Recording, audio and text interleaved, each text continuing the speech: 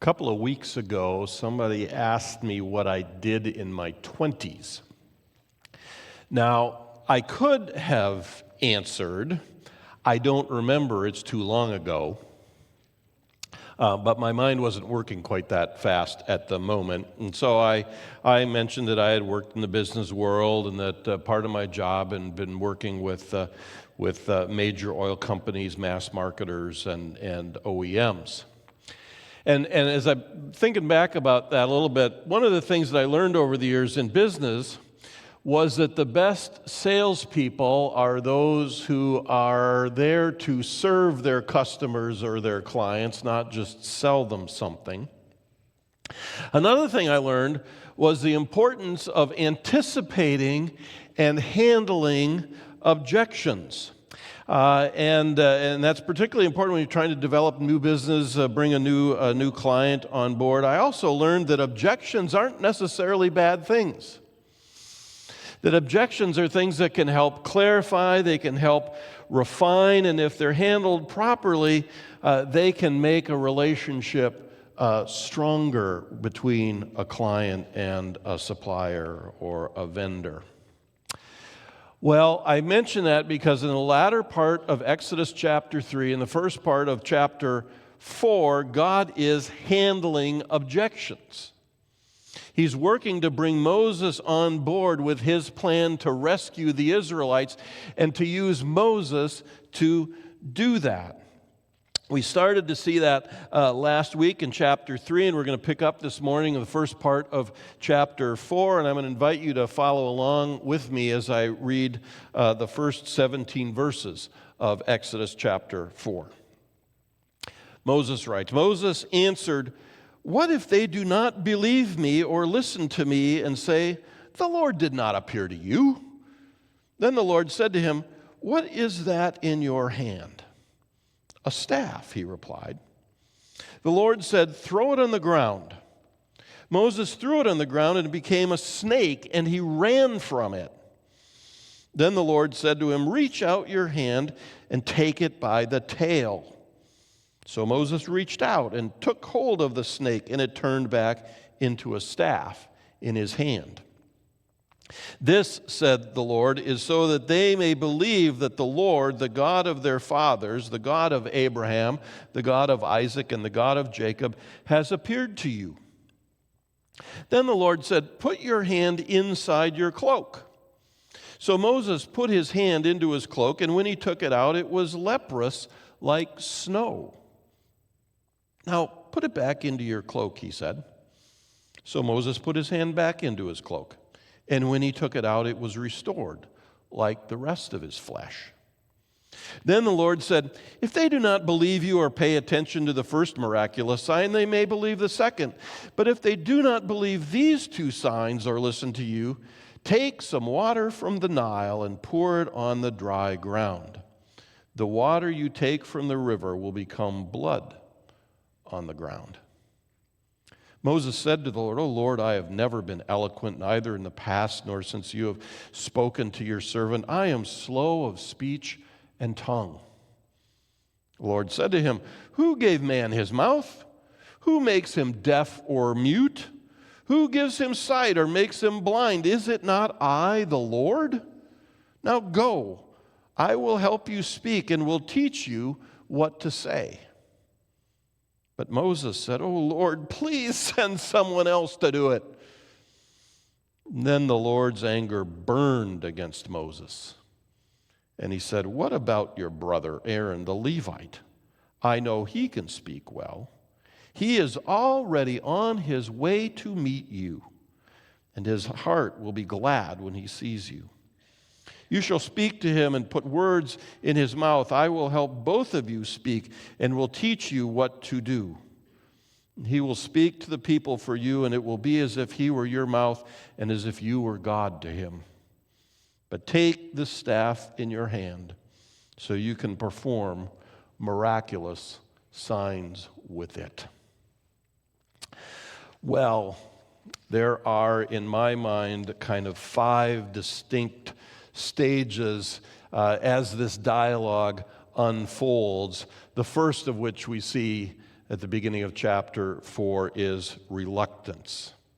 And that's where things, in a sense, started back in chapter 3, verse 11. Moses asked there a pretty basic question: who am I that I should go to Pharaoh and bring the Israelites out of Egypt? And as I mentioned last week, there could have been a number of things behind that question. First, Moses might have felt, perhaps in some senses, unworthy or unprepared. Another reason he might have been hesitant is that he hadn't been back to Egypt for 40 years. And who knows what has transpired back there. Third, when he did leave, he was running for his life. It was not an unreasonable question to ask: who am I that I should go and bring the Israelites out of Egypt? He asked another understandable question here at the beginning of chapter 4. What if they don't believe me or listen to me and say, "The Lord did not appear to you"? Think about it. Even assuming anyone remembered Moses, what's to say that people wouldn't be skeptical? What's to say they wouldn't wonder if he'd been out in the sun too long, or he'd fallen and hit his head on a rock and was delusional? You know, people do claim that God has spoken to them when he clearly has not. And so, not another unreasonable question. And then there's this statement, verse 10, that he is slow of speech. Now, some scholars would suggest that this statement, kind of like some of the earlier questions, was a cultural practice and a pattern described what some have called exaggerated humility. And so it's a way of being polite and humble, even though you know that there's something behind what someone's asking you to do. There are other examples in the Old Testament as well, including with prophet Jeremiah. Could be the case. There's another suggestion that maybe Moses, after having spent the last 40 years in Midian, having not been to Egypt, that he was not at all confident of his ability to communicate with the Egyptians, that he had forgotten all his language skills. That's also a possibility.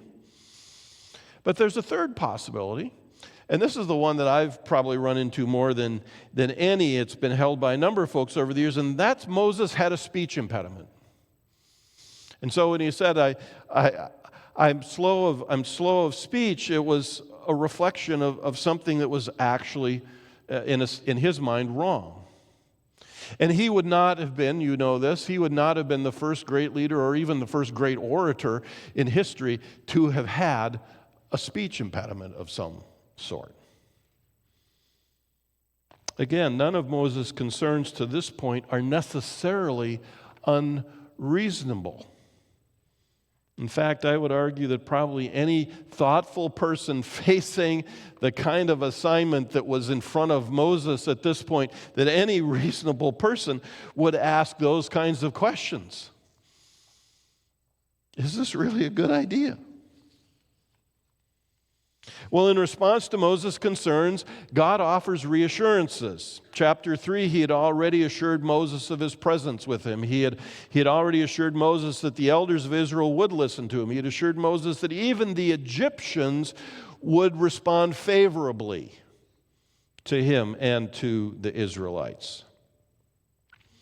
But now in chapter 4, God reinforces those assurances, and he does it in a number of ways, starting with 3 signs or 3 wonders, to use the word that we have back in chapter 3, using 3 signs, 3 wonders that Moses is to perform, both for the Israelites and then later on for the Egyptians. The first is his staff becoming a snake.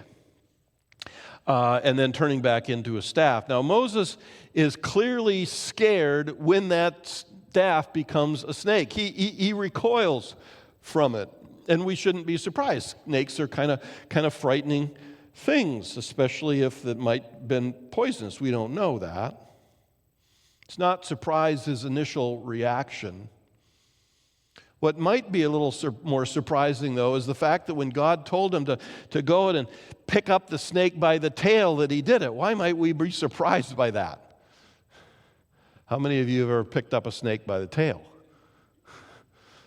Really? What did it do? It wanted to come back and bite you. Yeah, so, in my mind, somebody tells me to pick up a snake by the tail. First of all, I wouldn't pick up a snake to start with, but I especially wouldn't pick it up by the tail. And yet that's exactly what Moses did. Picked it up by the tail, turns back into the staff. And the purpose of this, of course, isn't to scare anyone. It is simply to validate Moses' claim that he had been sent by God. Second sign was Moses' hand coming into and coming back out of his cloak.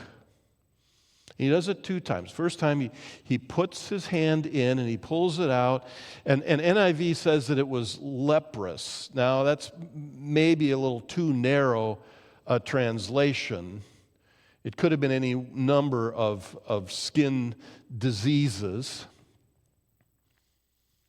And skin diseases at that time were associated with the gods, and they were often associated with the gods' ability to punish or to judge people.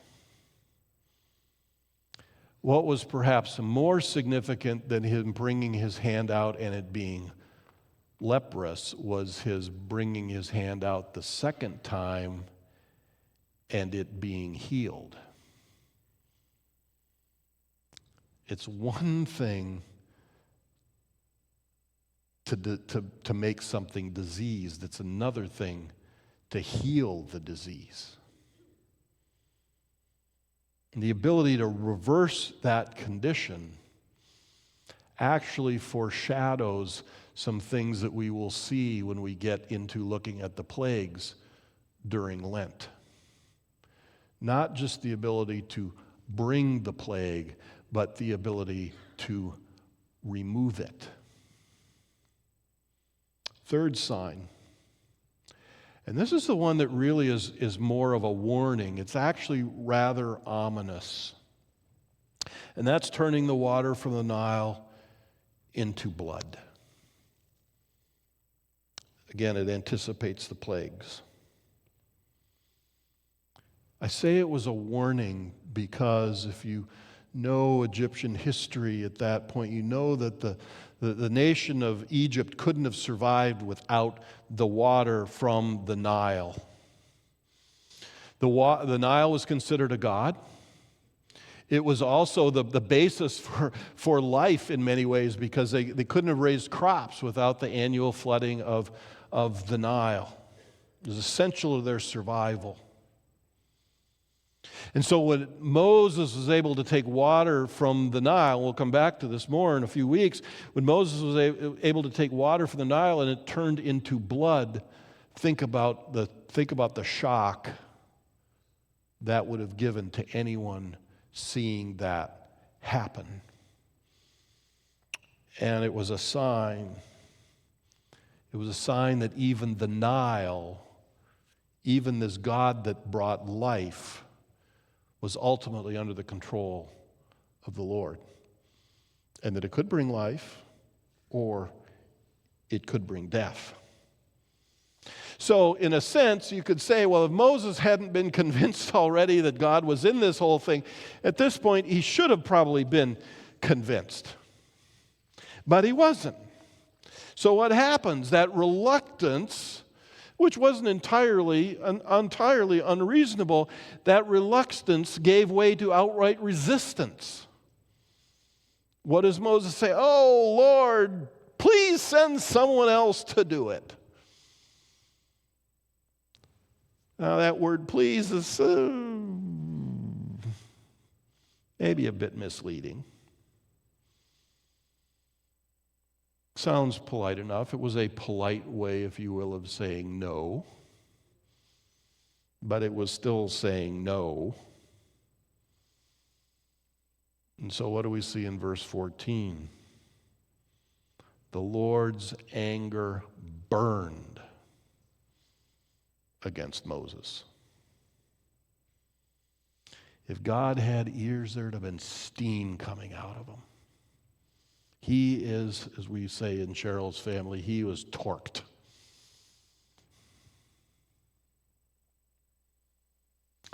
There's only one other prophet that refuses to do what God told him. Who is it? Jonah. There are a couple things that are different, though. One is that Jonah never really outright refused to go to Nineveh. What did he do instead? Yeah, went the opposite way. He ran away. Tried to hide. Tried to escape. But he never actually said no. There's something else, though, that's a little different. And that is that we never read that God was actually angry with Jonah. Clearly he was disappointed. Clearly he was frustrated. Clearly he was not going to let Jonah off the hook. But nowhere does it say that God was angry with Jonah. Now, Jonah was angry with God. He was angry with God because God was nice to the Ninevites. Jonah was angry with God, but never, as far as we know, the other way around. And yet here with Moses, it says God's anger burned against him. I want to circle back to something we talked about a bit before, and that's Moses' character. One of the greatest tests of character is someone's willingness to admit their failures, to admit when they have been in the wrong. And we already saw already that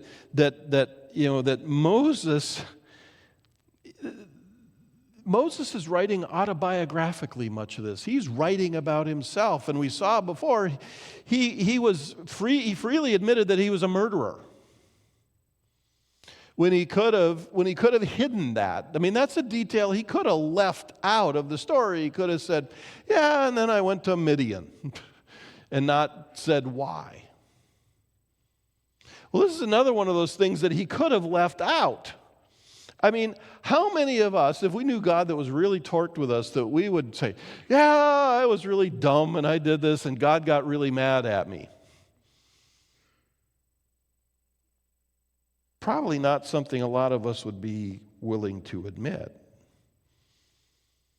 But Moses doesn't leave it out.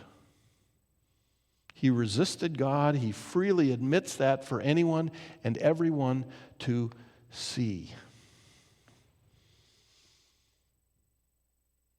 And here's the question that it puts to me. How many of us, how likely are we, if we're honest, when we have been resisting God in some way, how eager are we to share that? Or even maybe to admit it to ourselves?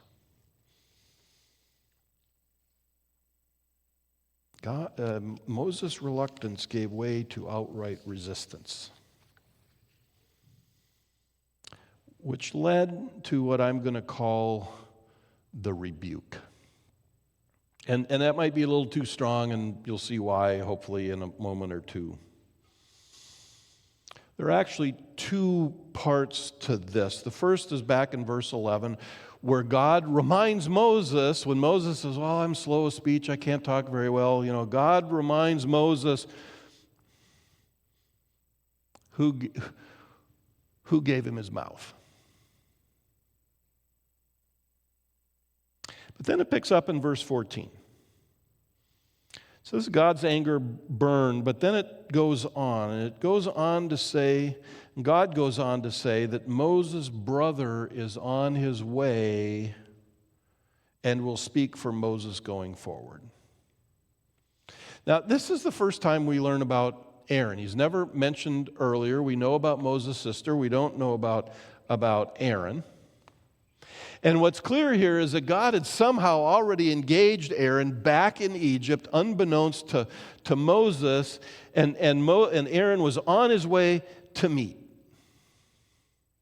It's another one of those things we talked about, God kind of lining up the dominoes, even when people don't see it. This is another one of those things where God's lining up the dominoes.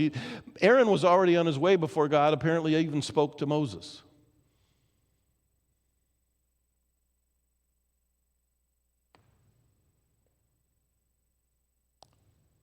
When I was first thinking about this a few weeks ago, this little statement here, it struck me that maybe there was a sense in which God had decided to sidestep Moses. There was perhaps God saying, okay, you don't want to play nicely. Here's the deal. You're not going to get all the credit. You're going to have to share it with Aaron. And so there was, in a sense, maybe a little bit of a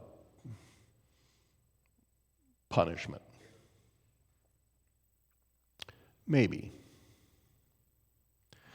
But maybe there's something else going on here besides just God clipping Moses' wings.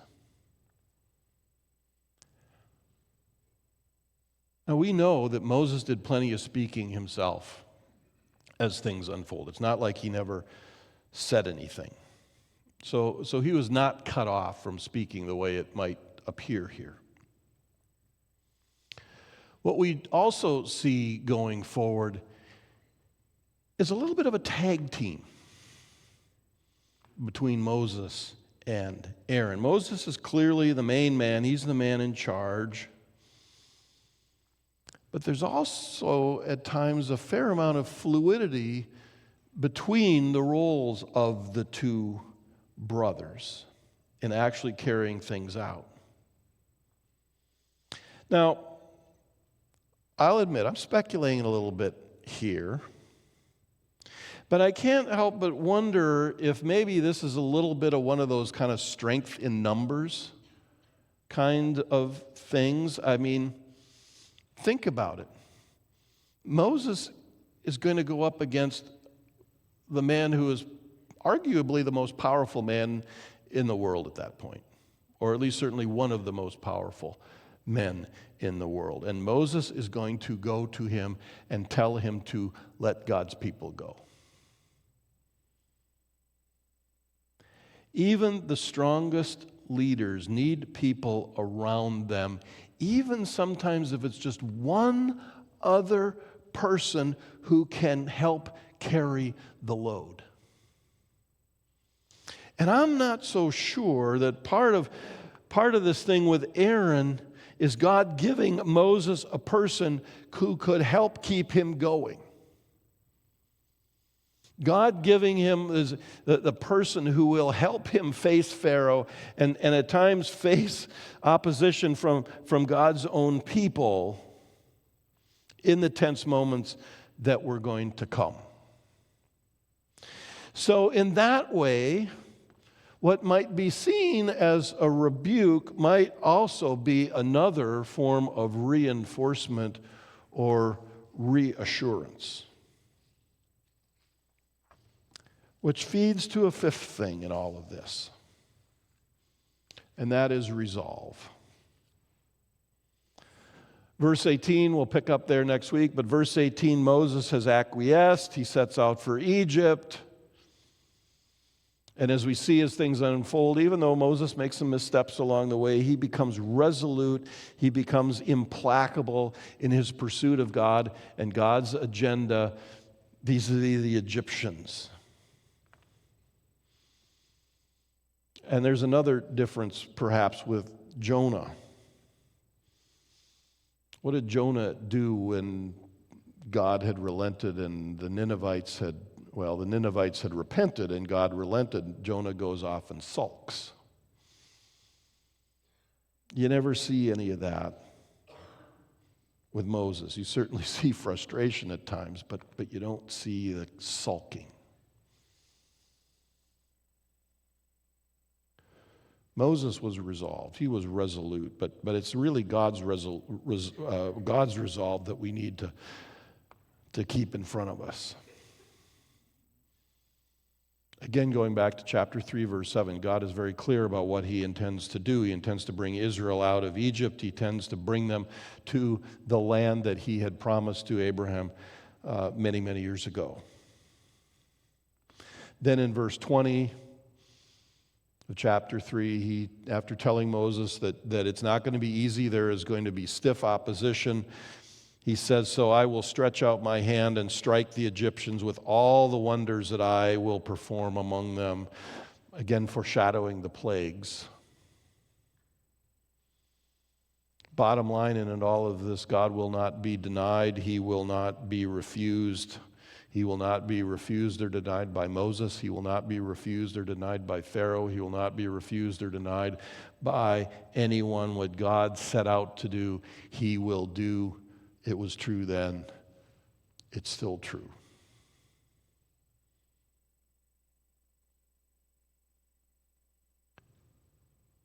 One little aside related to that, and that's Moses' staff. Some folks reading this just say, well, it was just a simple shepherd's staff.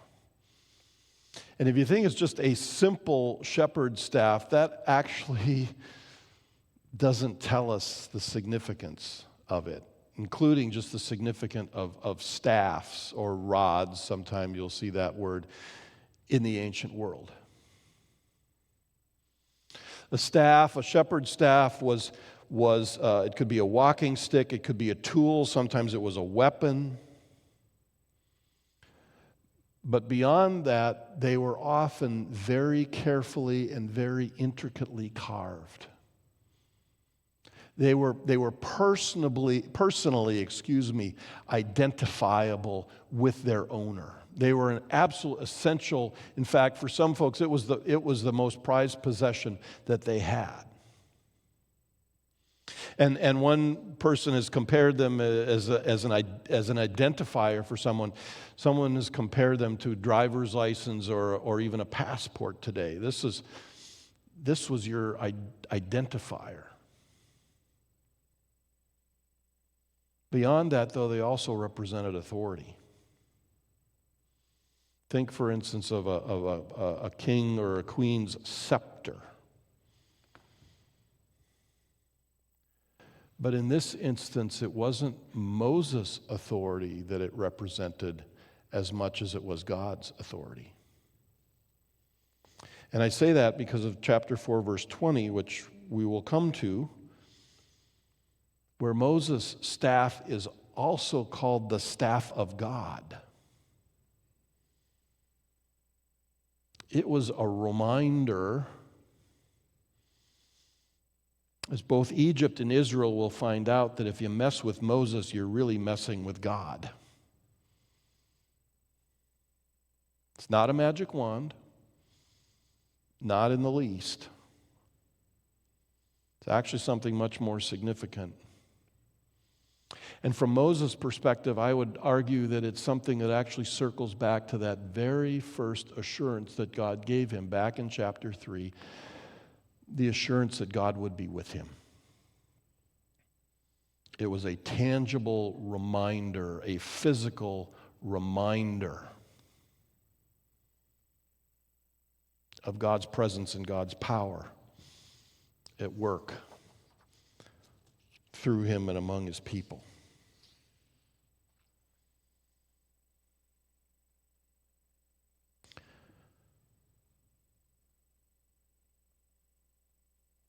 Which brings us to this. Where God calls, he himself goes.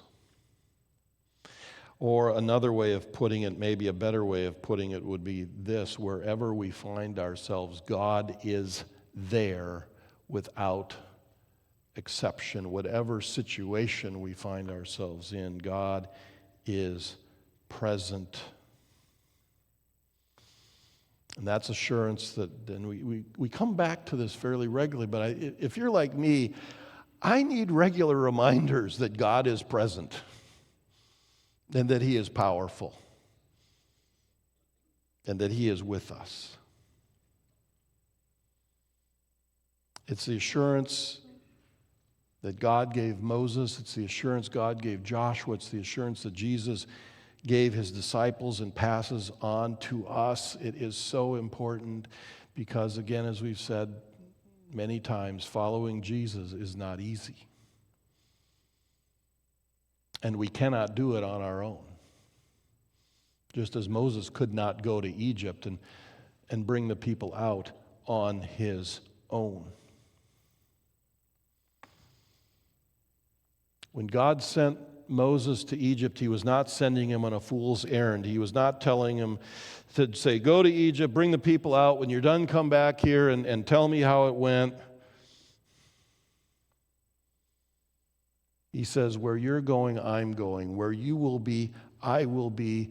No matter what it is that you face in this, I will be with you. 40 years later, as Moses is very near the end of his life, he's brought the people out of Egypt. He's gotten them through the desert wanderings. It's time for him to pass off the baton, if you will, to Joshua, who will then lead the people into the land itself. As Moses passes the baton, passes the torch, this is what he says to Israel's new leader. He says, the Lord himself goes before you and will be with you. He will never leave you nor forsake you. Do not be afraid. Do not be discouraged. And Moses could say that out of experience. The Lord himself goes before you. Again, I know we keep coming back to this assurance of God's presence. But again, if you're like me, there's oftentimes hardly a day or at least a week that goes by that I don't need to be reminded of that for one reason or another. Sometimes it's to keep me going. Sometimes it's to knock me down a couple of pegs. Sometimes it's to reassure me that even though this maybe seems confusing or overwhelming, whatever it is, God's there. He's present. He's powerful. He is with me. He is with you. He is with us. The Lord himself goes before us and is with us. He will never leave us nor forsake us.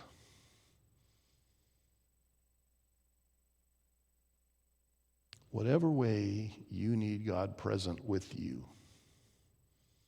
he's there. He's there. And don't let anyone tell you anything to the opposite. Amen?